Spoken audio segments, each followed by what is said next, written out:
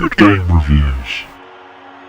Here we are in London, one of the biggest cities in the world, for one of the biggest events in the world. Yes, Seth, it's certainly going to be an exciting one. After years of preparation, London is finally ready to welcome the world to the 2012 Olympic Games. Such a magnificent city, so many views with the Thames stretching away into the distance. And with so many new venues waiting to be tested, this really could be the best games ever. The Olympic Stadium's splendid, glowing like a beacon here in London's East End. And there the Olympic torch, the iconic symbol of the Games, shining over the city of London. What an absolutely beautiful sight.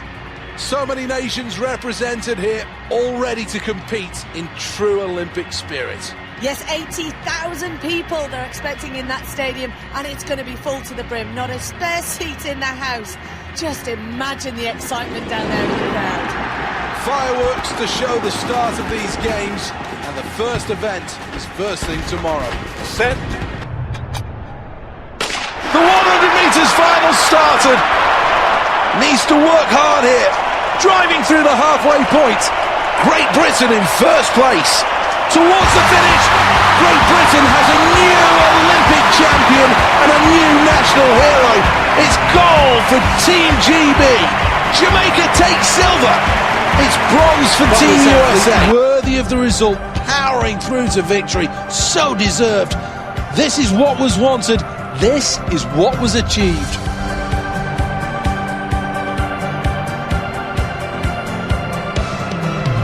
One last look at the standings then, and the hometown favourites will be happy. Great Britain with gold. Hello everybody, this is Scott from Good Games Reviews, and this is my first video review. It's of London 2012, the official game of the Olympic Games. When I first saw that this game was coming out, I was taken back to my youth, playing international track and field on the PlayStation, where you had to bash those buttons as fast as you could to break world records. I was slightly apprehensive. I thought this game was going to be based on exactly that model, and things have moved on. I think the Wii coming out and the Olympic Games on that has meant that there's a new level of interaction that this game maybe was going to let slide. Although it does have connectivity, it was by all accounts I was slightly worried. In essence, this game, first off, we'll start with presentation. The presentation of this game is very good. You will find that there seems to be more time and care and attention taken to the arenas and locations in the game than the player models. That maybe is one of those things that the developer tried to do to really pull you in from those videos that they released and the trailers to show how well they've captured those arenas, and it did the job. When I first saw the trailer, they looked very good. Maybe that's to do with me seeing a few of the locations in the video, sort of Lords and various other places. It does look very good, but the player models sometimes are maybe slightly lacking and detract from that because they don't look as good as the arenas, but that's just, that's one of those things. And certainly the game isn't necessarily about how it looks. The controls are very, very simple.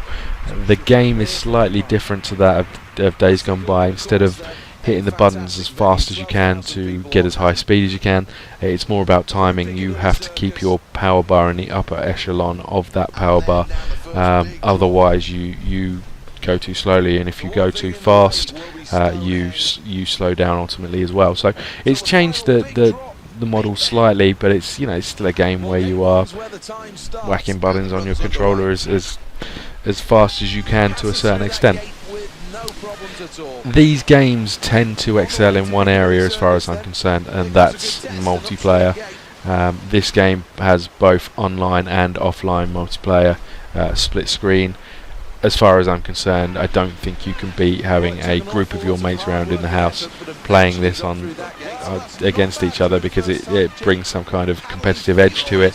And as far as it goes, there was a lot of laughing at messed up gymnastic routines that I was trying to carry out when my gymnast landed on his head.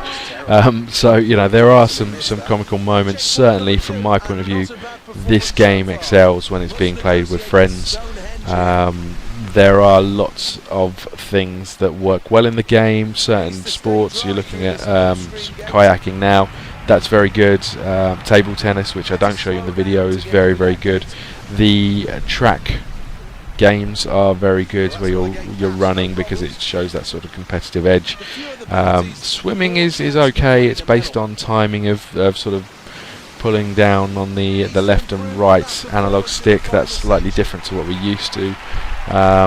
The other elements of the game generally are based on sort of timed presses of various button combinations, which you'll see in a minute when you see some diving and some trampolining. All in all, it's not a bad game. It's if you go into it expecting to get a reasonable multiplayer experience and a game that will last for a short period of time, then absolutely it's worth a purchase. If you're hoping for a game that you're going to invest lots of hours in, you're probably looking in the wrong place. Other features include online multiplayer, which I mentioned. That works reasonably well. It's okay. It's certainly worth a bit of a laugh. The Connect activities on it aren't particularly good. They don't work particularly well, and the 3D capabilities are very, very poor. Lots of jagged edges. In honesty, I think the developer tried to just squeeze as much in as they could to tick as many boxes and hopefully sell as many copies as they can. But it's not a bad game. It's certainly worth a shout. There is a full review on the website, www.goodgamereviews.co.uk. If you want to take a look at that, please leave some comments at the bottom. Thanks very much.